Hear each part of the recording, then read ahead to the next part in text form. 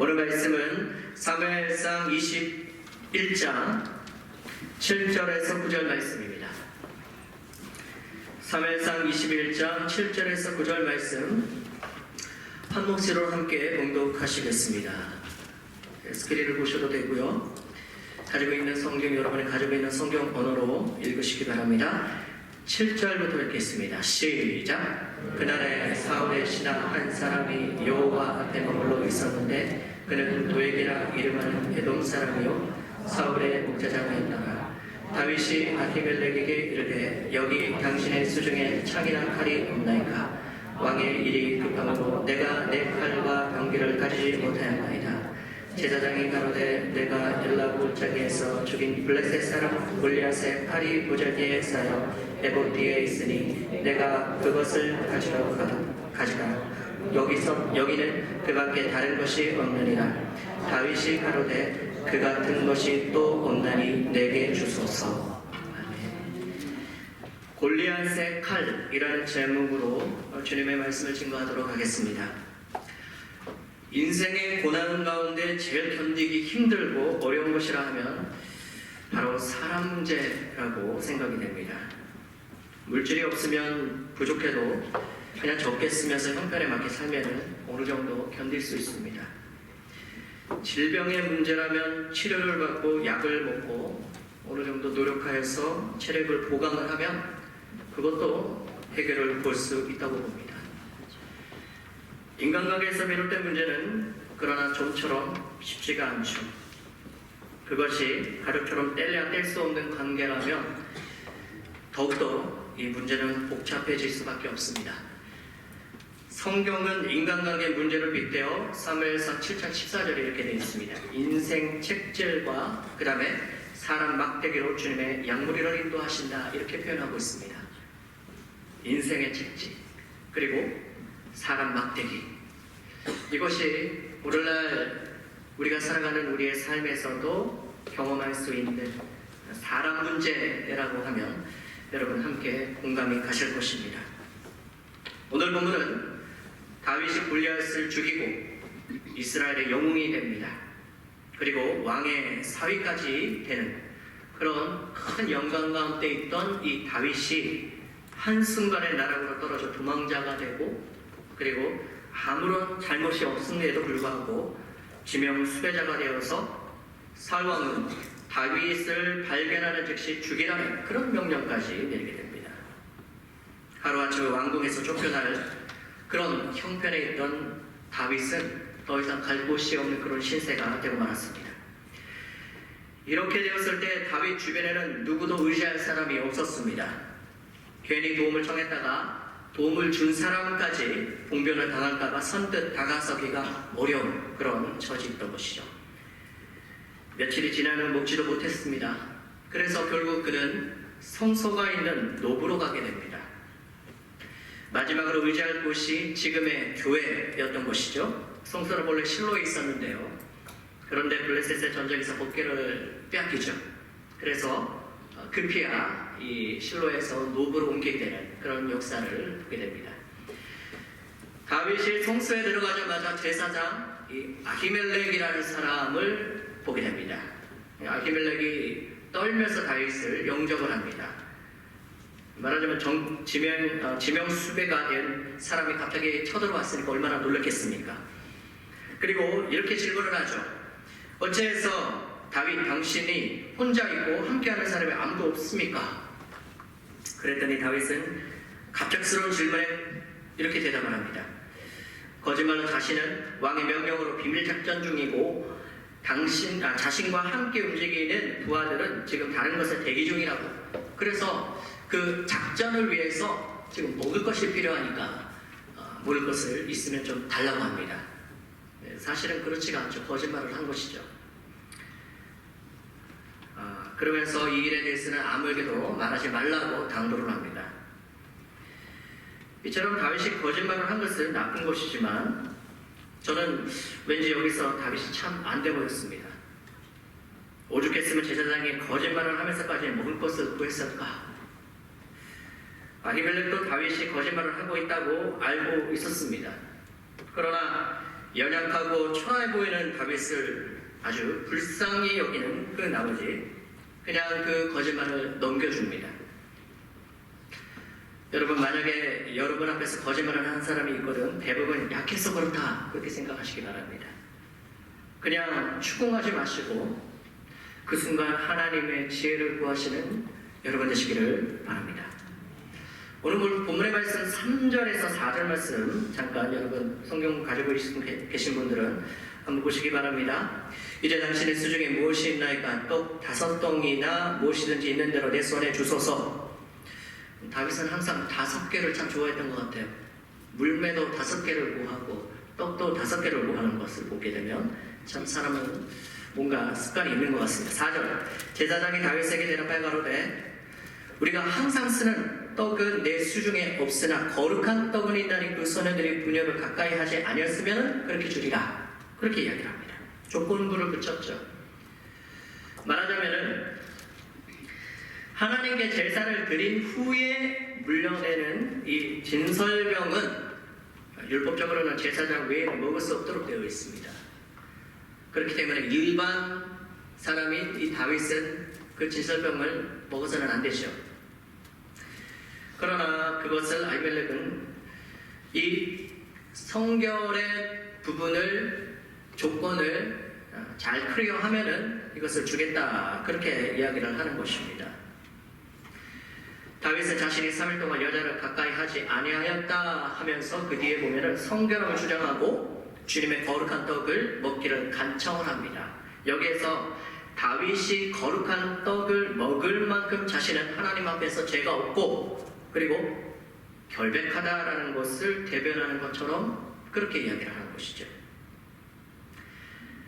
아히멜렉의 이 제안에 그리고 다윗은 결백을 주장하고 그리고 아히멜렉은 놀랍게도 율법을 어기면서 이 거룩한 떡을 다윗에게 주는 것이죠. 어떻게 보면 이 장면은 매우 적절하지 못한 것처럼 보일 수 있습니다. 거룩한 성소에서 한 사람은 거짓말을 했고 그리고 또 한 사람은 율법을 어기는 그런 어처구니 없는 그런 상황이 펼쳐진 것입니다. 이를 두고 예수님께서는 마가복음 2장 25절에서 28절에서 이를 이렇게 평가하고 계십니다. 제가 대신해서 읽어드리겠습니다. 예수께서 가라사대 다윗이 자기와 및 함께한 자들이 필적되어서 시장할 때에 한 일을 잃지 못하였느냐. 그가 아비아달 제사장 때에 아비아달은 대제사장이고요. 오늘 여기에 나오는 아히멜렉은 제사장입니다. 하나님의 전에 들어가서 제사장 외에는 먹지 못하는 진설병을 먹고 함께하는 자들에게도 주시 아니하였느냐. 또 가라사대 안식일은 사람을 위하는 것이 아니요 사람이 안식일을 위하여 있는 것이니 그러므로 인자는 안식일의 주인이니라 이렇게 말씀을 하시는데요. 제가 좀 요약해서 말씀을 드리면 율법은 글과 그리고 그 안에 율법의 정신이 있습니다. 우리가 성경을 믿을 때 성경책의 활자로 믿는 것이 아니죠. 성경 안에 있는 말씀 안에 있는 역사하시는 하나님을 믿는 그리고 그분을 의지하는 것이 바로 믿음이라는 것이죠.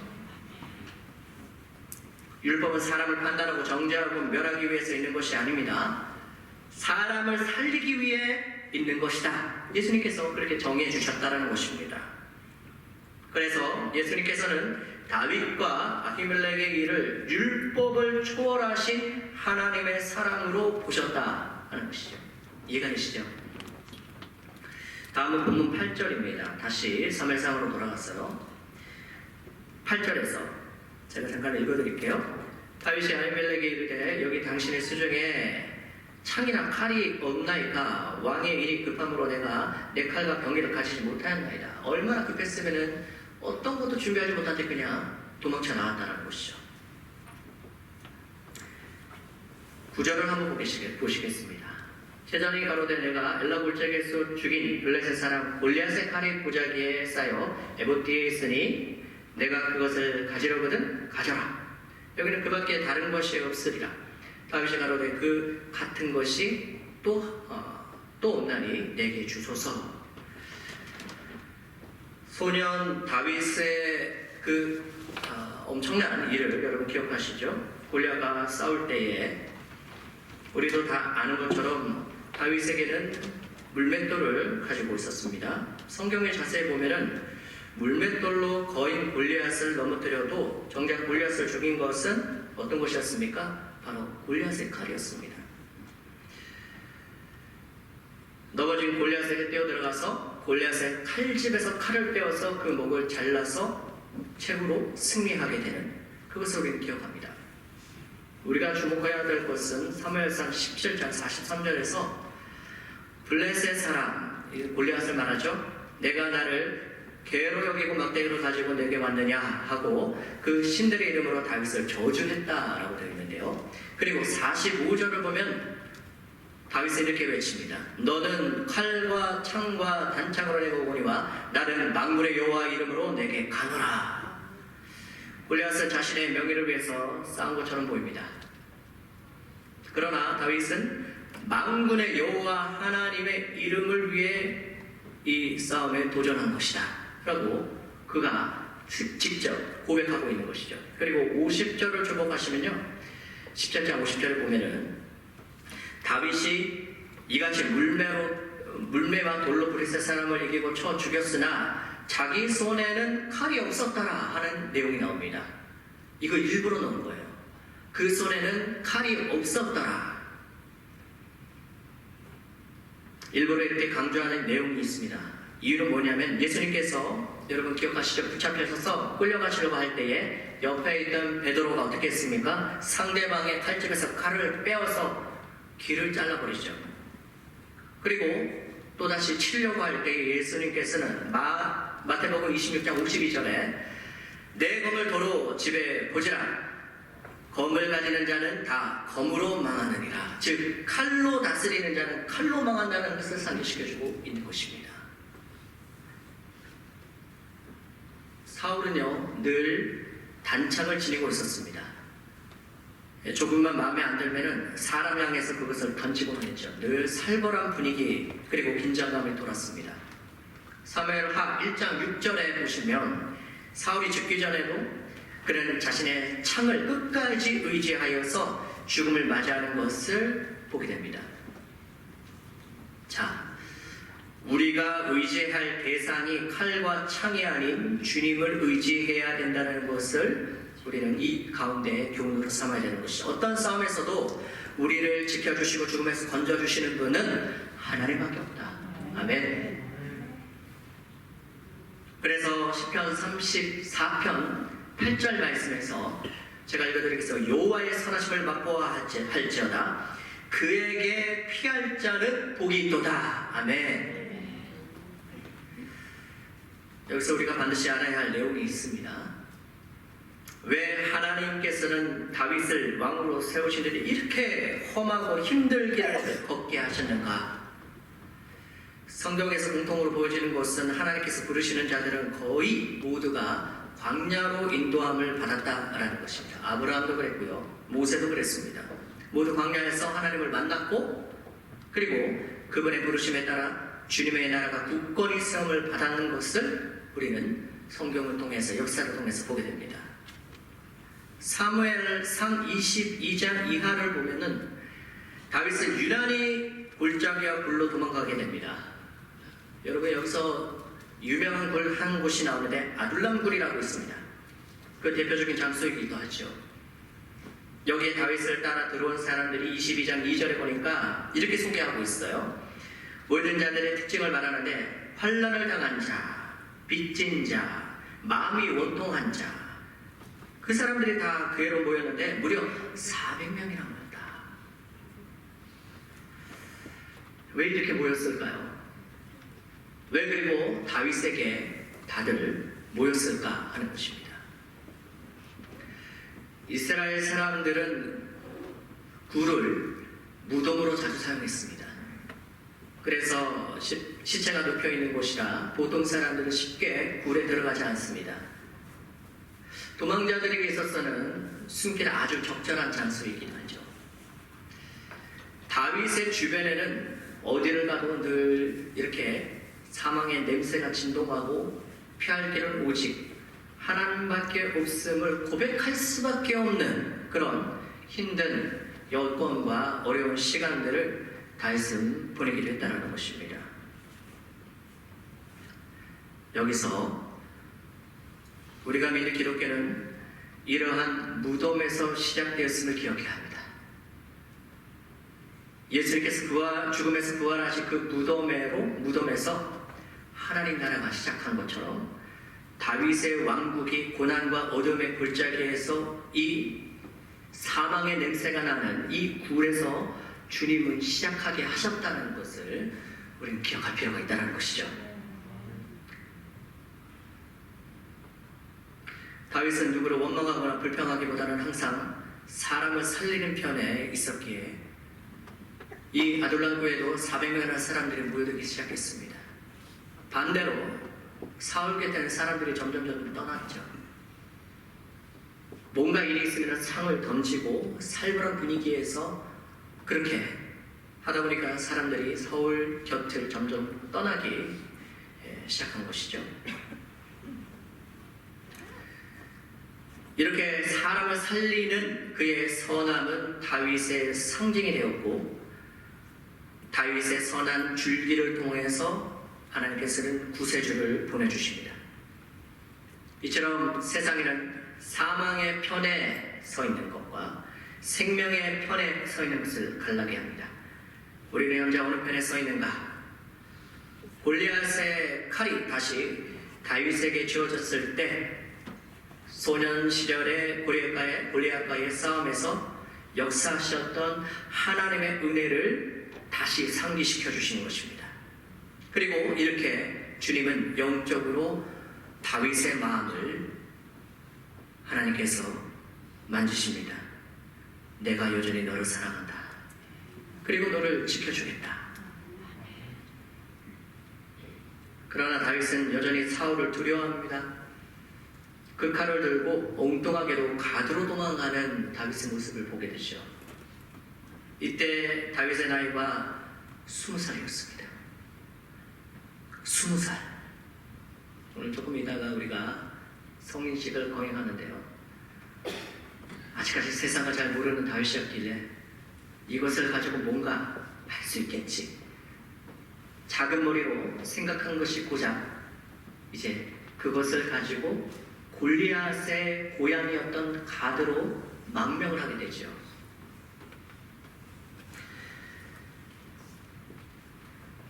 다윗이 30살이 될 때까지, 그가 왕이 될 때까지 이 험한 여정은 이어갑니다. 이제 하나님 앞에서 다윗을 어떻게 하나님께서 양육하고 훈련시키고 단련시키는가? 다윗을 왕으로 세기 위해서 그를 궁궐에서 나오게 하여서 하나님의 임재하시는 광야로 굴과 골짜기를 통해서 그를 단련시키는 것이 성경에 나와 있습니다.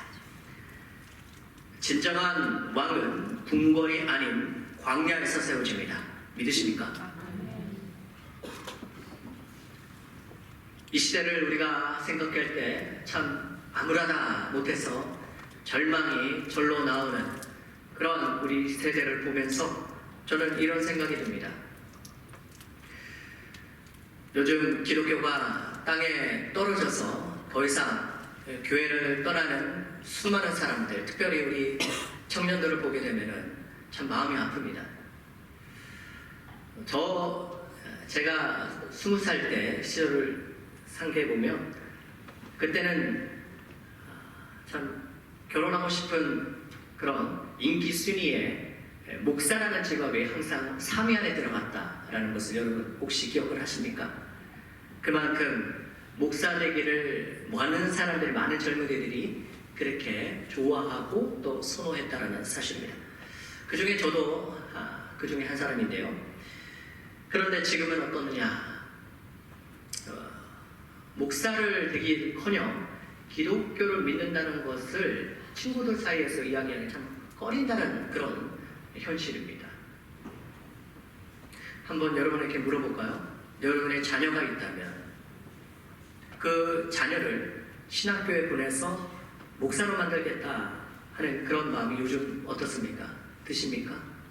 솔직하게 말해서 내 아들은, 내 딸은 하나님의 종을 위해서, 종이 되기 위해서 내가 같이 헌신하겠다.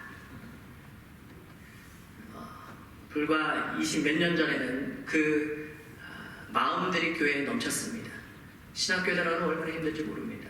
시험을 치고 또 재수, 삼수를 하면서 신학교에 들어가고자 했던 사람들이 얼마나 많은지 모릅니다. 그런데 지금은 어떻습니까? 신학교에 가기는커녕 오히려 신학교 문이 지금 문을 닫고 있는 그런 실정에 있다는 것이죠.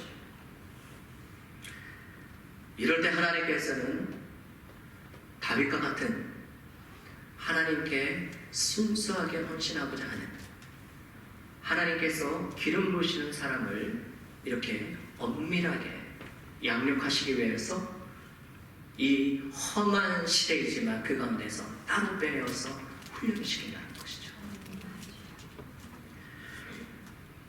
여러분,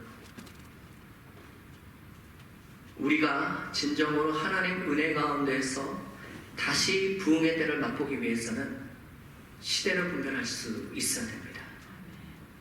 모두가 신앙이 약해지고 기도가 약해져서 더 이상 뜨거움이 없는 이 마음을 하나님께서 다시 불을 일으키시기 위하여서 오늘날 어쩌면 이 코로나의 이 냉담한 이 시대를 우리가 통과하게 하시며 하나님의 뜻이 무엇인가를, 하나님이 원하시는 하나님 나라가 어떻게 건설되어야 되는가를 하나님께서 다시 한번 우리들에게 알려주시고 계시지 않을까, 그렇게 생각을 합니다. 하나님은 가짜된 것을 다 파시고 오직 진실된 하나님이 기뻐하시는 제단을 세우시기를 원하십니다. 코로나 통하여서 참으로 많은 것이 드러나고 또 무너진 것을 보게 됩니다. 겉으로 보기에는 우리가 참으로 안타까운 마음이 들죠. 그러나 여기에서 중요한 것은 내 마음속에 있는 헛된 허상과 잘못된 제단을 주님은 이 시간을 통하여서 허락시키기를 원하시는 것입니다. 다시 말씀드립니다. 진정한 왕은 궁궐에서 세워지는 것이 아니라 광야에서 세워진다는 것. 하나님이 기뻐하시는 제단은 궁궐이 아니라 광야의 제단을 통하여서 하나님께서 회복하신다는 것은,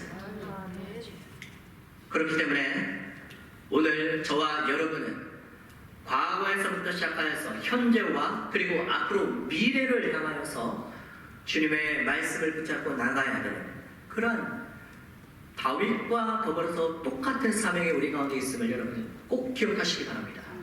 흔히 다윗을 닮고자 하는 사람들이 많습니다. 다윗의 그 하나님께서 은혜를 주신 것을 맛보기 위해서 나도 다윗같이 살아야지 하는 사람들이 있습니다. 저는 엄밀하게 말씀드립니다. 그 마음은 잘못된 믿음입니다. 우리가 바라봐야 될 것은 다윗의 삶이 아니라 다윗 안에서 역사하시는 하나님을 발견할 때 그때 그 은혜가 나의 은혜가 되는 것이죠. 여러분에게 말씀드립니다.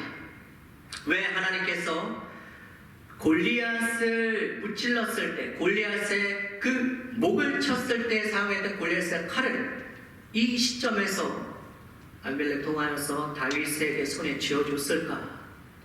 그 칼을 가지고서 무슨 큰 쿠데타를 일으켜라? 전쟁에서 그 칼을 사용하여라? 그 뜻이 아니라는 것입니다. 어린 시절 소년 다윗이 골리앗을 이겼을 때에 사용했던 그 칼, 그 상징은 무엇이냐? 하나님의 권능의 상징을 바로 여기서 하나님께서 다윗에게 다시 손에 쥐게 하심으로 마음이 힘들고 어렵고 가난하고 배고픈 다윗을 다시 이렇게 세우시기 위해서 상징적으로 이것을 다시 그 손에 쥐어줬던 것입니다. 과거에 우리의 삶에 있어서도 골리앗의 칼과 같이 여러분의 마음을 정말 견딜 수 없는 뜨거움 가운데 하나님 앞에 나가게 했던 그 기도, 그 신앙, 오늘 그것이 오늘 여러분의 손에게 다시 치워지는 역사를 오늘 우리는 맛보아야 될 것을 믿습니다. 여러분, 이제 앞을 보시기 바랍니다. 그리고 저를 따라 선포하시기 바랍니다. 에베네셀, 과거 하나님이 여기까지 우리를 도우셨다라는 뜻입니다. 현재 임마누엘, 하나님이 지금도 우리와 함께 하신다는 뜻입니다. 미래에 여호와 이레, 하나님이 앞으로 여전히 우리를 인도하신다. 아멘. 에베네셀, 임마누엘, 여호와 이레, 이 세 가지를 절대 놓치지 마시기 바랍니다. 아무리 힘든 여정과 고난이 있다 하더라도 하나님을 마음속에 새기며 끝까지 신뢰하시고 살아가는 저와 여러분이 되기를 원합니다. 하나님께서는 우리와 함께 하셔서 옛 그 다윗의 용감하고 만군의 여호와 하나님의 이름으로 내가 나가노라 그렇게 선포했던 것처럼 우리 손에 칼도 없고 방패도 없고 창도 없고 단창도 없지만 그러나 우리와 함께 하시는 주님을 신뢰하는, 그래서 승리하시는 저와 여러분이 되시기를 주님의 이름으로 축원합니다. 기도하겠습니다. 아버지 하나님 감사합니다. 오늘 다윗을 통하여서 주님의 귀한 권능을 바라보게 하시니 감사합니다. 우리의 삶은 때로는 도망자와 같이 또 더 이상 이 땅에서 살아갈 수 없는 낙오자와 같이 살아가지만 그러나 하나님께서 다시 한번 저희들의 마음에 큰 권능을 허락하여 주시어서 오늘 저희들에게 영적 골리앗의 칼과 같이 주님의 보이지 않지만 하나님의 권능의 손길을 저희들에게 허락하여 주시어서 그 힘으로 나아가는 저희들이 될 수 있도록 도와주시옵소서. 감사하며 예수님의 이름으로 기도드리옵나이다. 아멘.